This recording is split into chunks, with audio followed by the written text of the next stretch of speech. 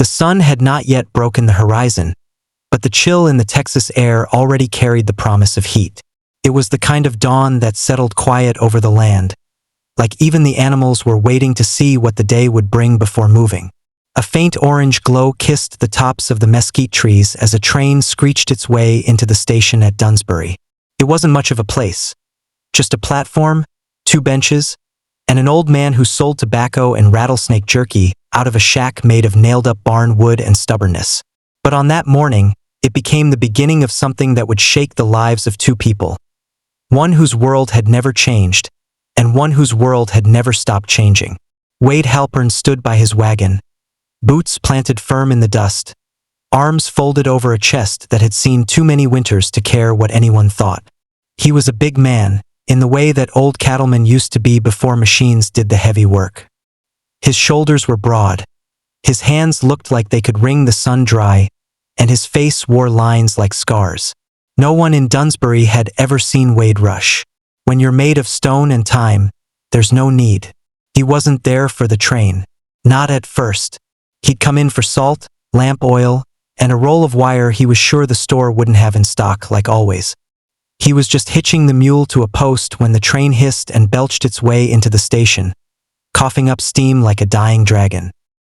He might not have even turned to look if it weren't for the conductor jumping off before the wheels had fully stopped. "Is there a Halpern here?" the man called, glancing around at the empty platform. Wade didn't answer right away.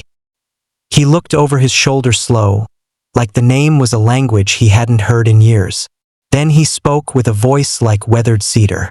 "You Callan for Wade Halpern?" "Yes, sir." The conductor was already pulling something off the cargo car. "Got a delivery for you. Says here, special handling.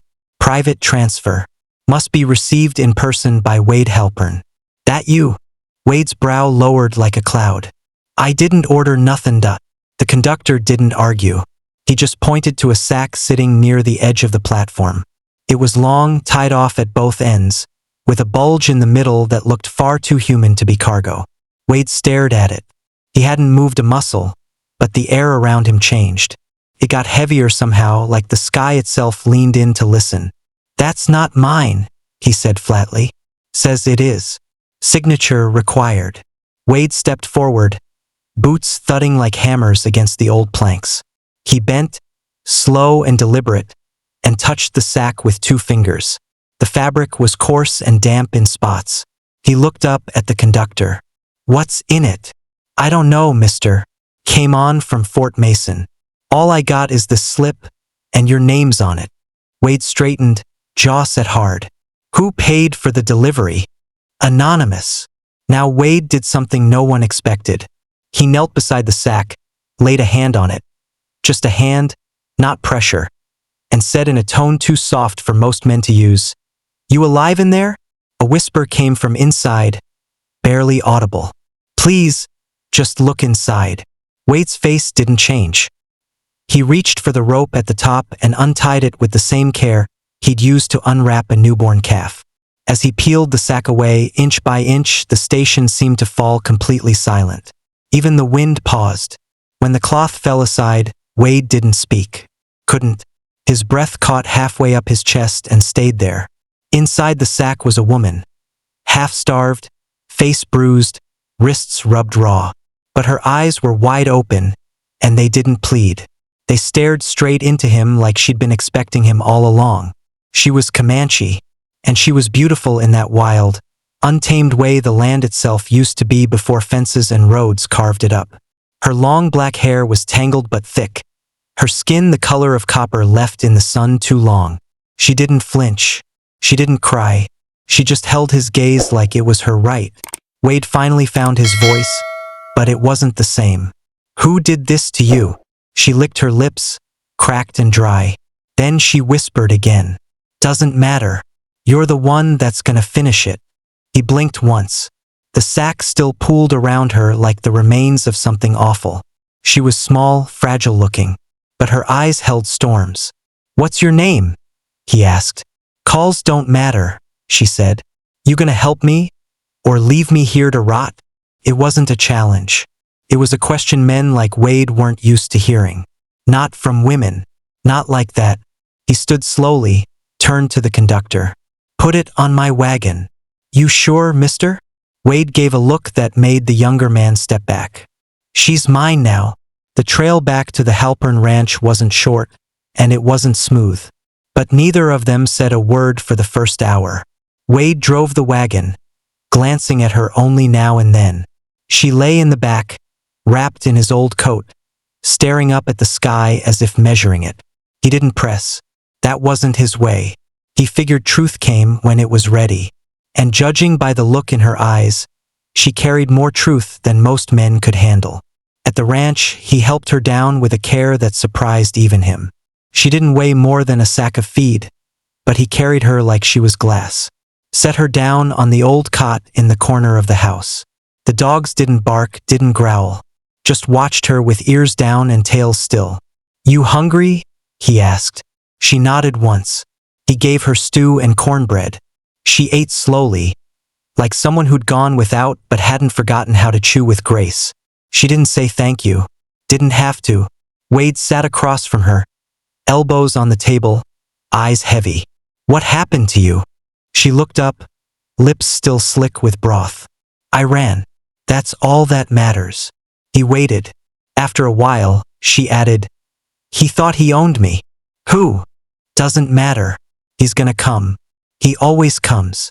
Wade didn't ask more. Instead, he reached behind his chair, pulled out his rifle, and laid it across the table between them. Let him. Her eyes dropped to the rifle, then back to him. You don't know who he is. I don't need to, Wade said.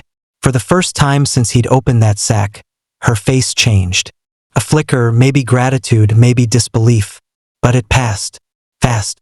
The night came slow, heavy with cricket song and old wood creaking in the beams. She slept by the fire, curled in his blanket. Wade sat on the porch with his rifle across his lap and his boots planted firm. Somewhere far off, a coyote cried, and Wade knew the storm was coming. But he didn't regret opening the sack. Not one damn bit. The moon had risen high over the Halpern Ranch, blanketing the scrubland in silver light and long shadows. Inside the quiet cabin, the woman who had come from the sack slept without moving, as if her body had finally given in to the idea that, for now, it was safe. But outside, Wade sat on the edge of the porch, still as the weathered boards beneath him, listening to the land like it was whispering a secret. He wasn't a man who trusted silence. Not when it came after something like this. He didn't know who she was, or who she'd run from. But he knew what men were capable of when they believed something or someone belonged to them. And he knew they would come. The only question was how many, and how fast. By morning, she was already up, standing at the edge of the corral, barefoot, arms crossed over Wade's old shirt. The dogs didn't bark. They sat beside her, quiet, watching the distant hills. Wade walked up slow, a mug of coffee in each hand. She took the one he offered and nodded once. Like it was a ritual from another world she still remembered. You always wake up this early? He asked. I never sleep long. You did last night. I was tired. He didn't push it. Just sipped and watched the sky go from indigo to pale gold. Got a name? He asked again. She shook her head. Names are for people who stay somewhere. He raised an eyebrow. You plan on leaving? She looked at him for a long time. Then, if you want me gone, say so. I didn't say that. People don't take in someone like me without wanting something back. Wade didn't answer right away. He just looked out across the land, where a pair of deer were picking their way through the tall grass. When he spoke, his voice was even. I didn't bring you here. You came. You were sent. Delivered, like a package wrapped in warning. She smiled barely. That how you see me? I don't know what to see yet. A gust of wind lifted her hair. She closed her eyes like she could hear something inside it. I'm not scared anymore, she said quietly. I thought I would be. I thought he'd find me in the night, break through the door like he always did. But I slept. That means something. Wade looked at her, and there was something unreadable in his eyes. I don't scare easy either, he said. But that doesn't mean I'm stupid. He'll come. I know. She turned to him then, and there was a steel behind the softness in her features. "If you're gonna fight for me, you better know what he is." Wade nodded. "Tell me." His name was Clay Morning, and he wasn't a man. Not in the way most people understood the word. He was a trader, a land baron, a killer, and a collector. He moved through the territories like fire through dry brush, taking what he wanted and leaving behind scorched ground and silence. He didn't buy things, he claimed them. Land, cattle, people. Especially people. And somewhere along the way, he'd claimed her. "I was 12 when he bought me," she said. They were sitting by the fire inside the cabin, a pot of beans bubbling quietly. From a scout who brought him captives. He called it saving me, said I was lucky to be brought in, not left out there to be torn apart. Wade didn't interrupt. I cleaned his boots, washed his linens, learned to pour his whiskey the way he liked. When I was 15, he decided I'd learned enough. After that, I wasn't a servant anymore. Her voice didn't crack. It was steady, as if she'd told the story before, maybe to herself, maybe to the moon. But her hands shook slightly as she stirred the pot. He kept me locked away, sometimes for weeks, and when he let me out, it was never far. Always on his land. Always where his men could watch me. When I tried to leave the first time, he broke my leg. Wade's jaw clenched. The second time, he didn't break anything. He just killed the boy who helped me. Didn't even blink when he did it. Just looked me in the eye and asked if I'd learned. And the third time? Wade asked quietly. I didn't run. I bled into a sack and mailed myself to someone with enough name to scare him. She looked at Wade now, full on. I knew who you were. Wade's eyes narrowed. How? Because he hates you. Wade sat back, the firelight flickering in his eyes. We've never met. You crossed him once. On a cattle deal years ago. Took a herd right out from under him and made him look small in front of his men. He never forgot that. He nodded slowly. That was nothing. To you. Not to him. Silence fell again. She stirred the beans, then set the spoon down. I figured if anyone could stand up to him, it'd be you. You figured wrong, Wade said. She blinked. I ain't standing up to him. Her mouth opened, confused, hurt starting to flicker behind her eyes. I'm taking him down. 3 days later, Clay Morning rode into the town of Dunsbury with 6 men and a sheriff who looked more bought than sworn. He didn't ask questions. He made statements. I'm looking for what's mine, he said, boots kicking up dust as he stood in the middle of the square. Someone's harboring a thief and a liar, and I aim to bring her back. Anyone who's seen her best speak up now. No one did. Old Tilly, the tobacco seller, looked down at his boots. The boy who ran the telegraph office made himself scarce, and the barkeep closed the shutters of his saloon with shaking hands. Clay didn't like silence. He pointed at the sheriff. Get your horse. You're coming with me. To where? Halpern's place. The sheriff hesitated. He ain't a man who scares easy. Clay's eyes turned cold. Good. Neither am I. Back at the ranch, Wade had been preparing. Not with panic or rage, but with the same calm precision he'd used to fix a windmill or mend a busted fence. He reinforced the doors, posted rifles in hidden places, moved the cattle to the far pasture where they wouldn't get spooked, and he taught her how to shoot.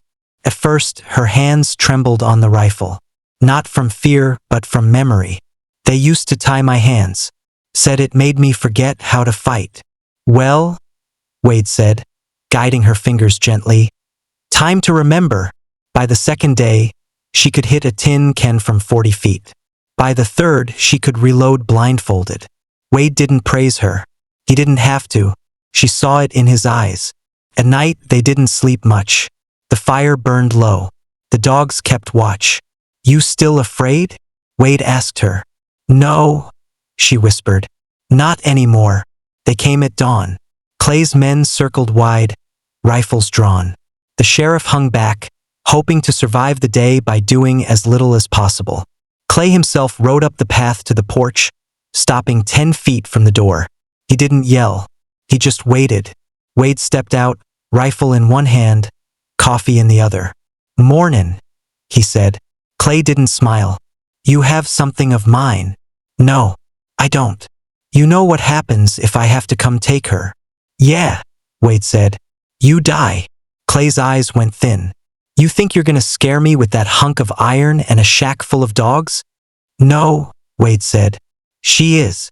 The door creaked behind him, and she stepped out.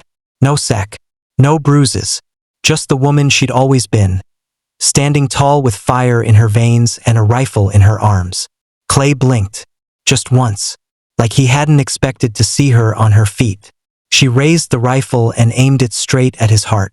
This time, she said, you don't get to tell the story. The stillness that followed her words wasn't natural. It didn't belong to the land, or the hour, or even the wind. It was the kind of stillness that made animals flee and men reach for their weapons. But no one moved, except for the girl, the woman now, who had once been bound in a sack and shipped like cargo. She didn't tremble. She didn't shout. She didn't blink. She just kept her rifle pointed at Clay Morning's chest. Clay shifted in his saddle, one hand moving slightly toward the revolver holstered at his side. But the rifle in her hands didn't waver. Wade didn't speak. He didn't need to.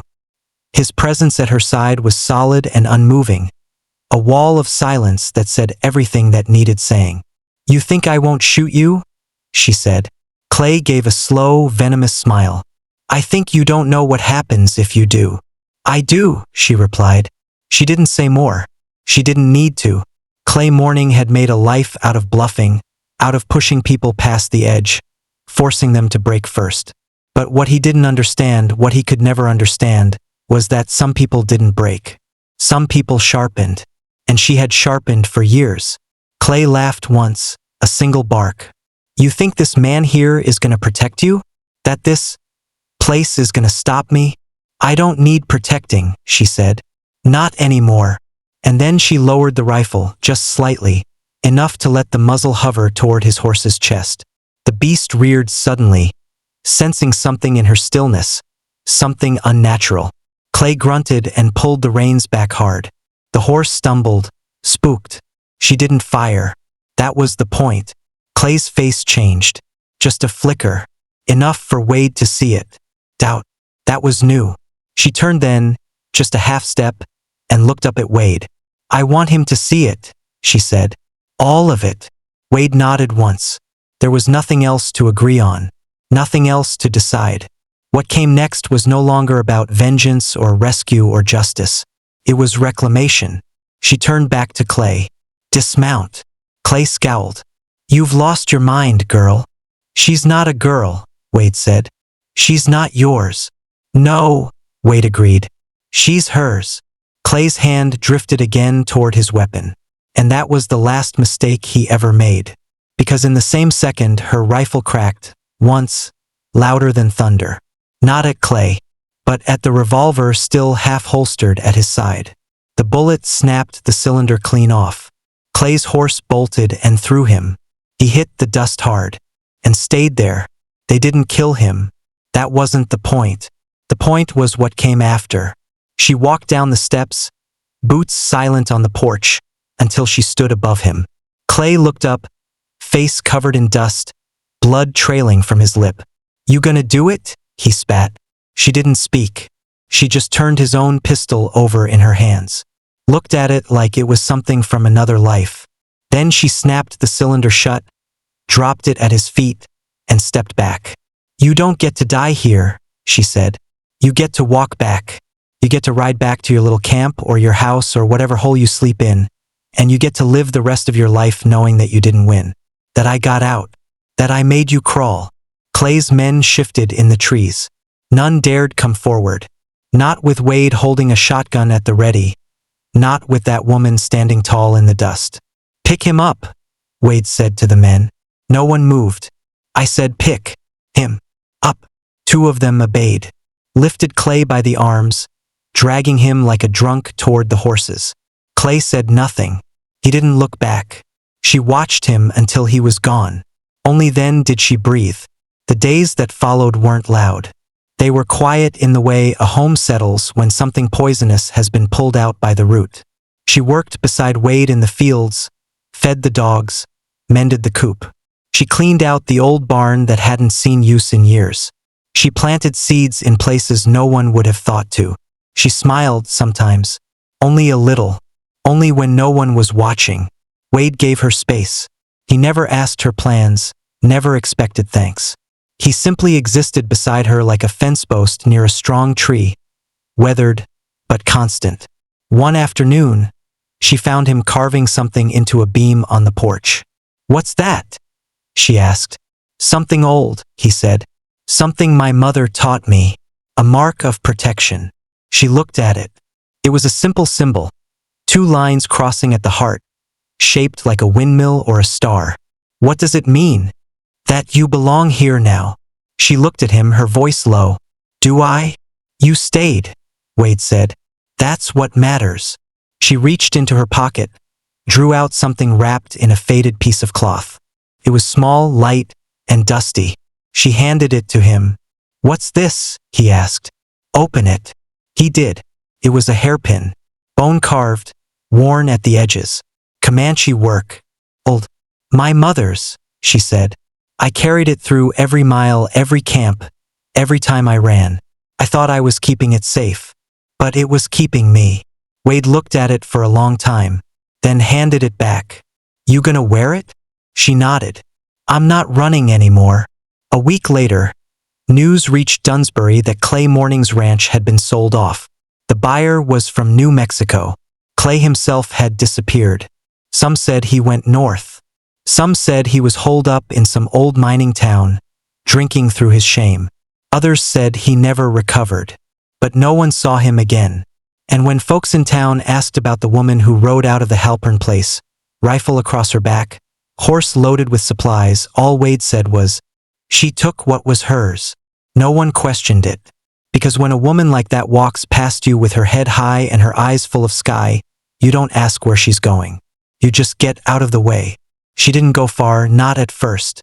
The horse moved steady beneath her, carrying her across the flats east of Halpern's ranch, past the river where the cottonwoods grew in tight along the bank, where beaver dams stood like little kingdoms against the current.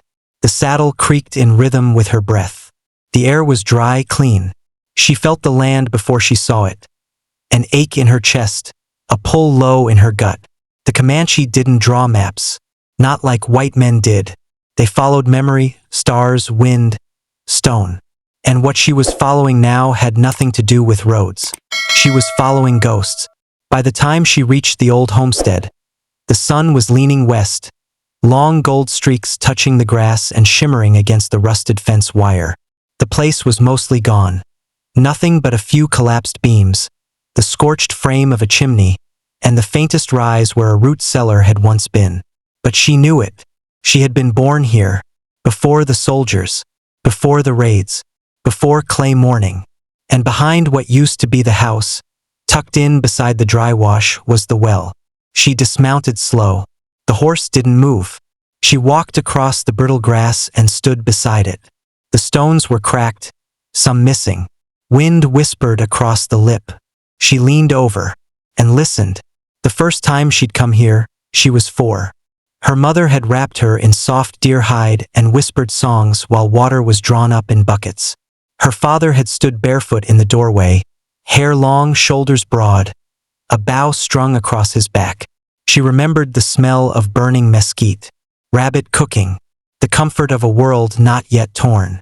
But that was before the raiders came at dusk, setting fire to the house. Before her mother had hid her down in that same well, wrapped in wool and ash, telling her not to breathe, not to move. Before the smoke rose, and her parents didn't. Now she stood over that same well, older, sharper, forged in the years between. She didn't cry. She didn't call their names. Instead, she unwrapped a pouch from her saddlebag, something she'd carried for months but never dared open. Inside were bones. Small, delicate, cleaned and wrapped in red-dyed cloth. The bones of a child, a sister she never got to meet, found buried shallow near a forgotten creek, 100 miles from here. A life ended before it began, tucked away like garbage. She laid them at the mouth of the well. "You're home," she whispered. The wind shifted, and she swore she heard singing. That night, She made camp in the ruins of her old life. She didn't sleep, not really. Just lay on her side beneath the stars, a knife beside her hip, the rifle nearby. And in the quiet they came. Not footsteps, memories. Her father's voice, deep and even. You protect what's yours. Her mother's whisper, even when it hurts. And another voice, one she hadn't heard since she was 16 and kneeling in blood. Clay Morning's voice, a dog off its leash is still a dog. She sat up, eyes sharp. The fire was low, casting long shadows against the remaining stones. Then she saw him. Not Clay. Wait. He was riding up slow, his horse making soft sounds in the dark. When he dismounted, he didn't speak. Just nodded at the fire, then at the well. I figured where you'd gone, he said. She poured him coffee. Not because he asked, because it felt right. He sipped. She waited. You ever plan on coming back? He asked. She didn't answer right away. Didn't know if I'd have anything left in me, she said. Had to see what was buried. He nodded toward the well. You find it. She stared at the stones. All of it. In the morning they rode together. Not toward town. Not toward the ranch. But southeast. Toward a stretch of land Wade said had once belonged to no one and everyone. Open land.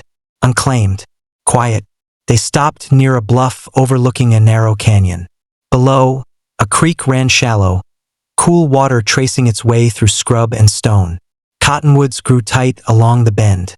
There was shelter, shade, land that could grow something again. You think you'll stay? Wade asked. She didn't look at him, just took off her gloves, knelt, and touched the earth.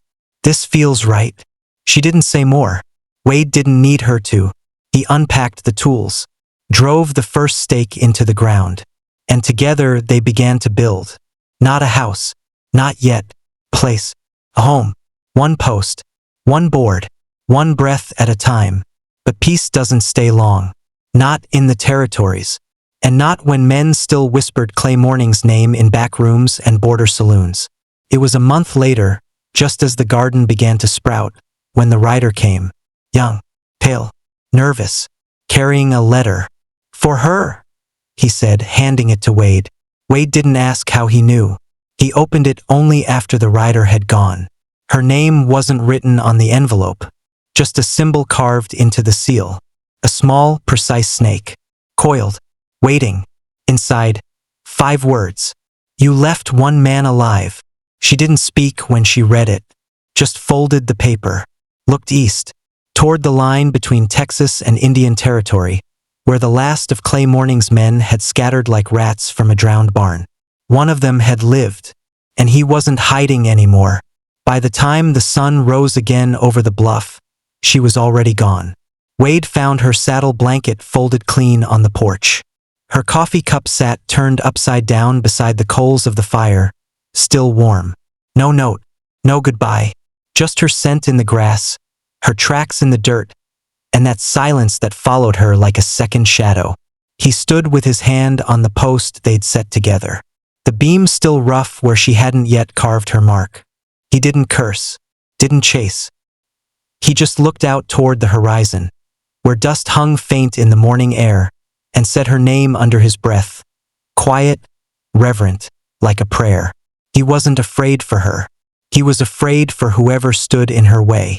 She rode hard, east and a little north, through dry washes and bone valleys where the heat rose in ghostly waves off the rock.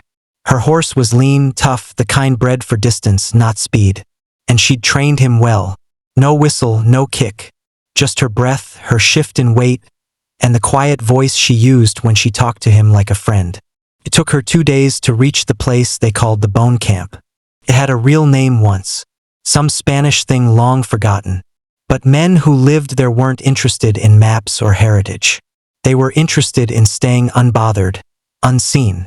Hired hands who used to ride for Clay Morning, men who'd tortured, stolen, and killed under his orders, and now spent their days pretending they didn't hear his name whispered in the dark. She didn't come with torches. She came with silence. And a list. There were 6 of them. The first she found outside a butcher's tent, chewing something pink and stringy. Not knowing the eyes that watched him from the alley had once memorized the pattern of whip marks he left behind on a girl's back. She waited until he stepped into the shadows to piss. Then she slit his throat. Quick, clean. He died facing the wall. The second and third were drunk, playing cards with a whore who didn't care if their boots tracked blood in from the desert.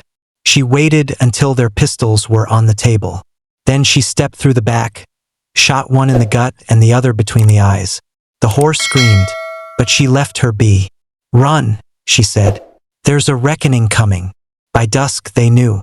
The others, the last three. They circled up near the fire, rifles in hand, nerves showing in the twitch of their fingers, the darting of their eyes. One was named Cal. He used to laugh when Clay made her crawl. Now he whispered prayers. She ain't human, one muttered. I saw her once. She didn't blink when Clay pistol whipped a boy to death. She was made for killing, another said. No, Cal said. She was made because of us. That night they didn't sleep, didn't dare, but it didn't matter. By morning, one of them was dead in his bedroll. His own knife driven through his heart. No struggle, no sound, just gone. Only two remained. They ran, cowards both, but she didn't chase. She rode slow, let the dust lead her, let the fear do half the work. One broke for the river. She waited until his horse stumbled in the mud. Then she put a bullet in his leg and let the water take him. The other made it to the edge of town. Thought he'd found safety in a church with a broken door and a sleeping preacher. She dragged him out by the ankles. What do you want? He begged. She looked down at him. Her face had no rage, no fire, just the weight of all the nights she'd spent remembering. I want you to remember my name, she said. He opened his mouth, but no sound came. She left him alive, broken, small, exactly how he'd left her. When she came back, Wade was waiting. Same post, same coffee, same look in his eyes that said everything and asked nothing. She dismounted, didn't speak for a while, just stared at the land. The garden had grown, beans curling up the twine, tomatoes swelling on the vine, a row of sunflowers nodding in the warm wind. She knelt beside them, touched the soil, felt clean now, no blood in it, no weight, just earth. That night, she carved her mark into the porch beam. Not a name, a symbol, something Comanche, older than speech, older than war. Wade watched her.